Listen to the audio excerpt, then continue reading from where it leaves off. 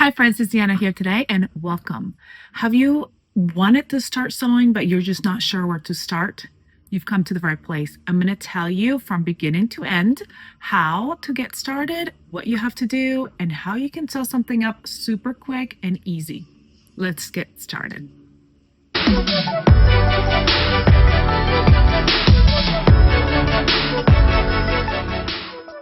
On this video, I'm going to show you how you can print a PDF pattern from home and get started sewing. If you have a projector or you're wondering about projectors, there is another video where I will show you just exactly how to do it using a projector. Let's get into this website. Okay, so this is the Ellie and Mac website, ellieandmac.com.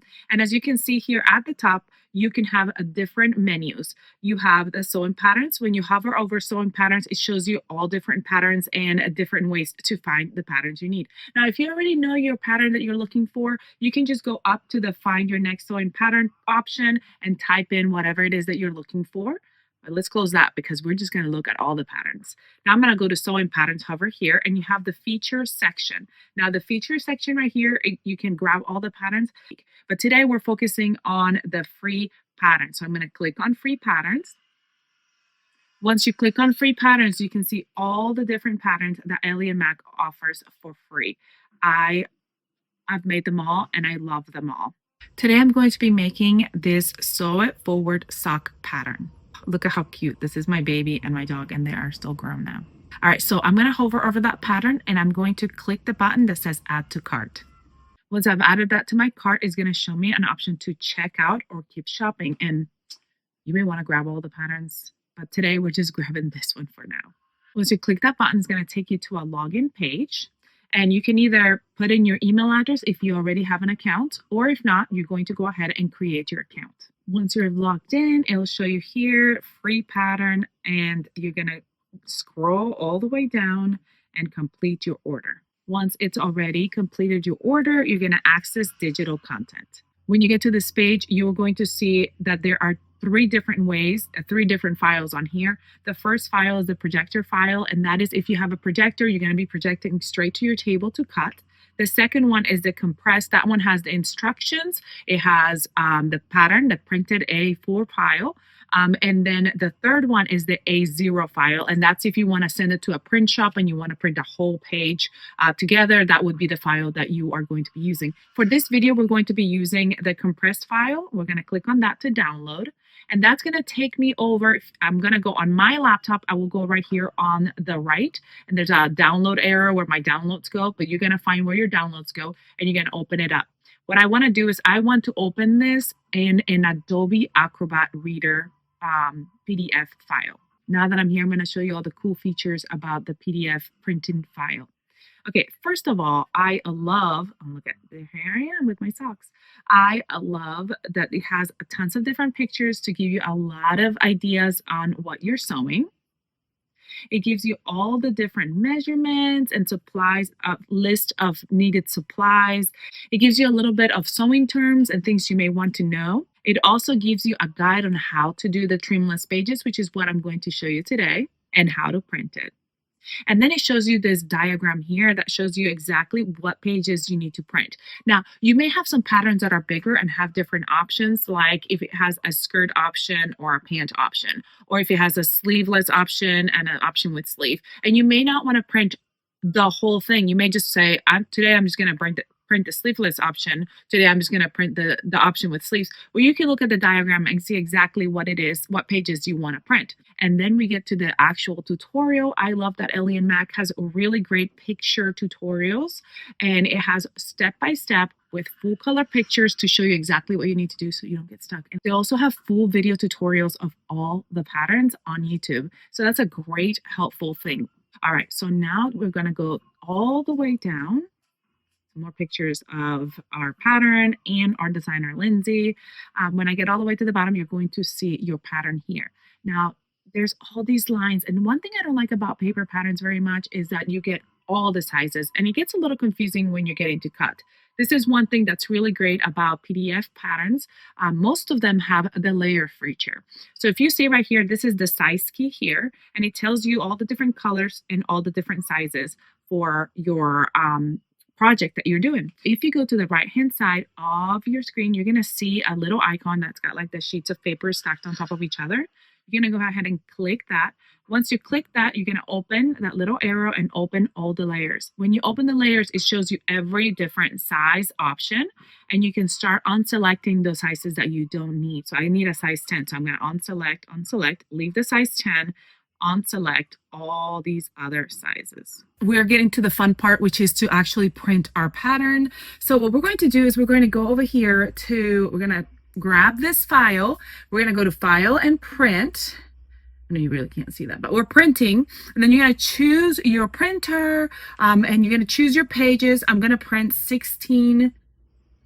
Well, I already printed it, but I'm showing you. I had to print 16 to 19, which are the ones that we talked about where the pattern is.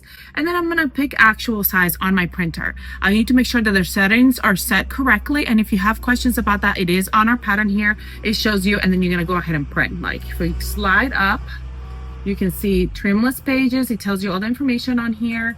And then it tells you exactly what kind of paper we're using, the A4 size paper, but I will do actual size. When I do actual size, it prints. Now, what you need to do is, I have my handy dandy ruler. Now, we don't really want to use a measuring tape because measuring tapes can really kind of stretch over time. So unless you know that your measuring tape is not stretched out, you want to use a hard ruler to be able to measure to make sure that you print it correctly. So what I usually do is I print my first page, so number 16 for us here, and then I grab my ruler, and I love this one because it's right on it and you can see right with it that it's going to be, this is my 1 inch square, 4 centimeter square. So you're going to go ahead and measure and make sure that your 1 inch is there on both ways, 1 inch. And if it measures 1 inch, you're good to go. Next step is to put our pattern together. What I love about Ellie and Mac is that we have trimless patterns. That means that they're going to butt up right into each other, so you don't need to cut the paper, and you don't need to just like, sometimes I will say some patterns you may have to, some pattern companies, you may have to trim either the side or the bottom, and this is why it's really important to read the information before you get to sewing. And then other patterns you have to kind of bunch up to right to each other and then put tape over it, and that can be a little bit difficult because sometimes it like moves or whatever. But with Ellie and Mac patterns, you just overlap and go. So what you need is either some tape or some glue. I actually like to use a glue stick. I think it makes it super easy. And then we're going to go ahead and put together. So we've got our pattern here. As you can see, it only printed the size that I selected. I already made sure that my size is the correct size, the box. And so now we're going to put it together. Now, if you have questions on how do I place this together, this is where that diagram comes in so helpful here, because now you can see that you've got 16 and 17 right next to each other, and then you've got 18 and 19 right below it. So it's not that big of a deal with a small pattern like this, but if you have a huge pattern and you're like, oh, I don't know where to go to the next row or whatever, the diagram comes in handy for that. It's really helpful.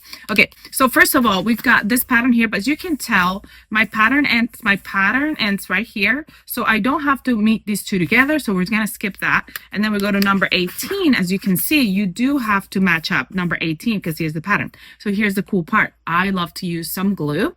And what I'm gonna do is I'm gonna put it right after that blue line right there. So there's a line right there that tells you that is where you're going to glue. Now there's no line on the next page because it's trimless. So we're just gonna match up, make sure you line up those lines right up to the line and glue it. And that's your first step there. Now, if you wanted to do tape, you can go ahead and do tape and that would work just as well. But like I said, I like to use glue better. Now, if it's a huge pattern, sometimes I will use tape. Oh, that was a horrible taping job. Sometimes I will use tape to like reinforce the corners if it's a big pattern and I feel like it's gonna fall apart or something like that. But I don't usually have a big issue. Usually the glue works really well.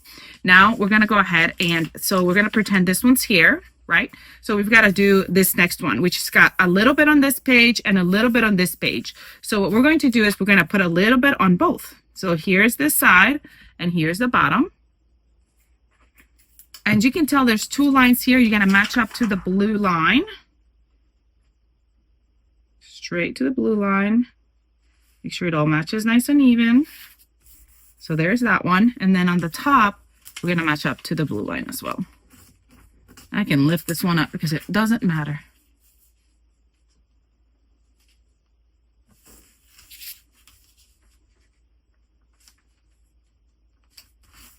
There we go.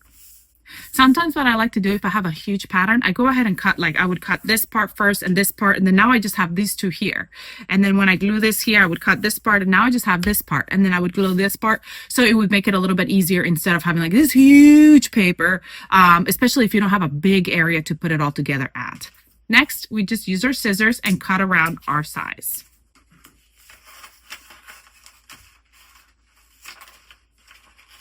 I'm just cutting right along that line. Here we go. I'm going to do the same for all of them. Now that my pattern is cut out, it's time to choose a fabric. Now, the really cool thing about our patterns too is if you check up here, you scroll all the way up, it's going to tell you fabric recommendations. So it's got all the information you really need inside the pattern so you can have a successful sew.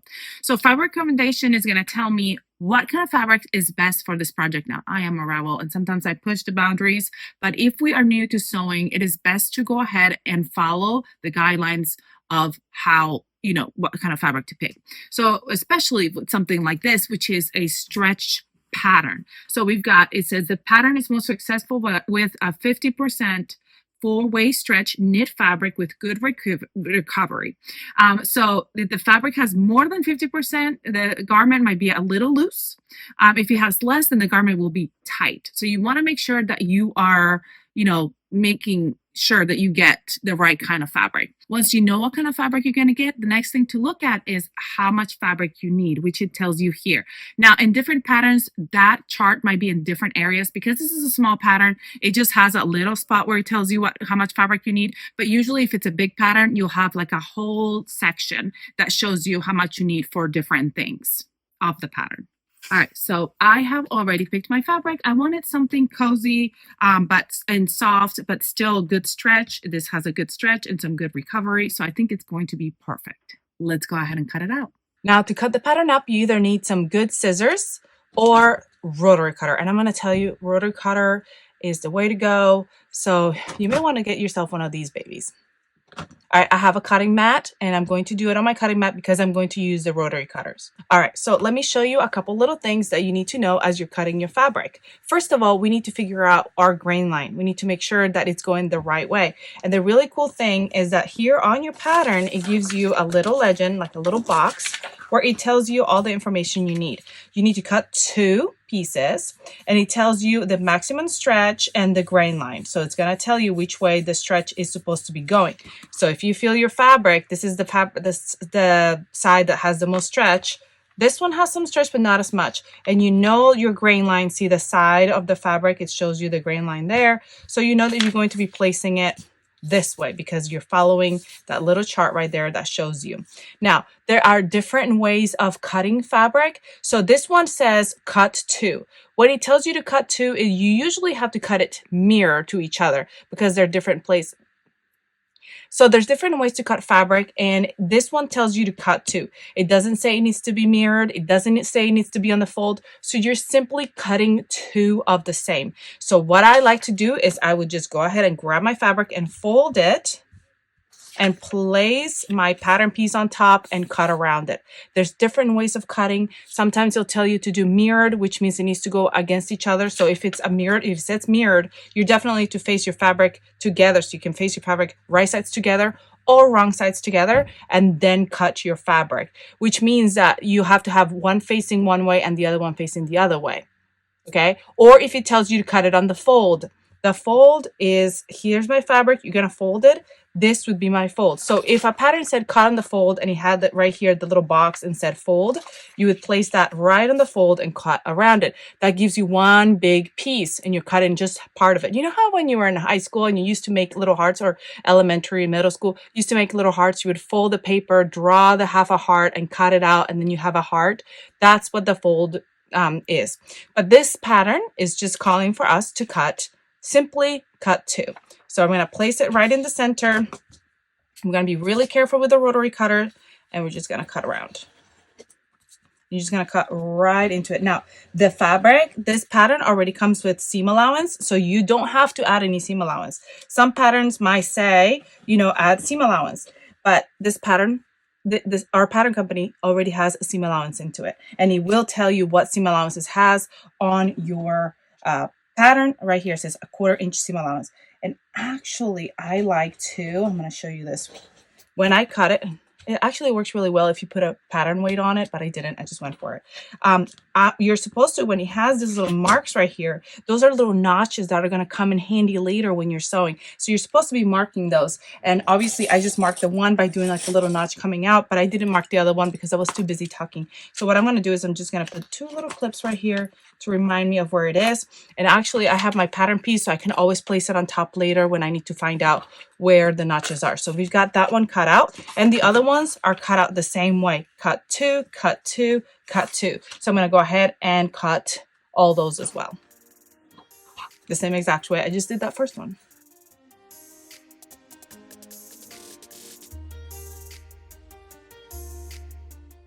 Time for my favorite step, which is sewing my pattern together. The Ellie and Mac PDF file comes with great, clear, colorful instructions like I showed you earlier. What I love is that it tells you exactly what pieces you need to cut out, and then it goes in to start your sewing, and it tells you step by step what you have to do. So it shows you a picture, and then it gives you the instructions after each step. The first step, as it tells you here, is to grab your back bottom and your back top, and we're going to place them right sides together. Open them up, and I'm going to place one on top of the other, and there is these little notches that we marked at the beginning. You're going to match those up. We're going to sew from notch to notch with a preferred stretch stitch, and to me, my preferred stretch stitch is on my serger. But if you don't have a serger, no worries. You can use a stretch stitch on your sewing machine, whether it be a zigzag stitch, a lightning bolt stitch, a triple stitch. This is up to you. What I like to do is I like to grab whatever fabric I'm working on, grab a scrap of it, head over to my machine, and see which stitch works best with that machine. With that fabric, so that it gives me the best stretch.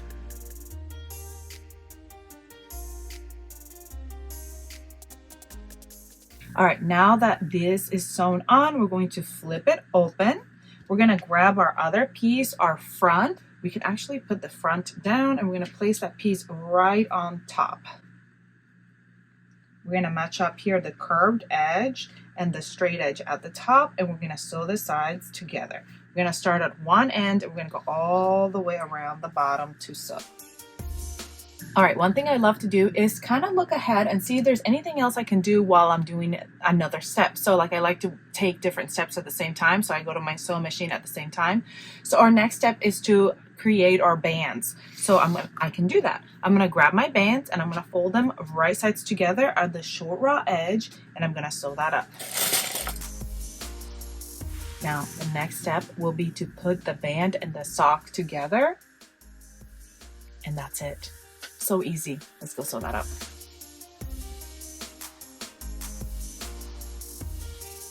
All right, so now that we've got our sock basically completed, we're going to turn it right side out. Here's my sock.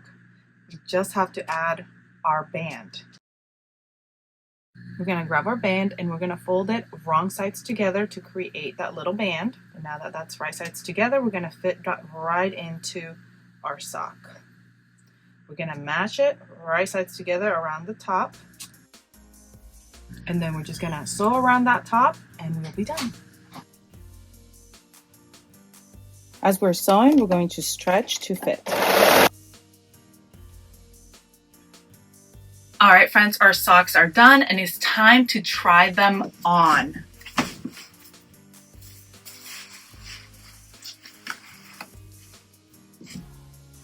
I love making socks from scraps, especially when it's soft and cozy scraps. They're my favorite. These fit so nicely. They are so cozy and so comfy. I will give you a little secret. Sometimes I like to hack this pattern into making them longer socks, because that way I can wear them under my boots. But these are so comfy and so quick, I might go make some more. right now. I hope you enjoyed this tutorial. Please comment, like, share, subscribe. Go grab yourself some patterns. You can do this. Come back and sew them up with me, and let's make something beautiful together.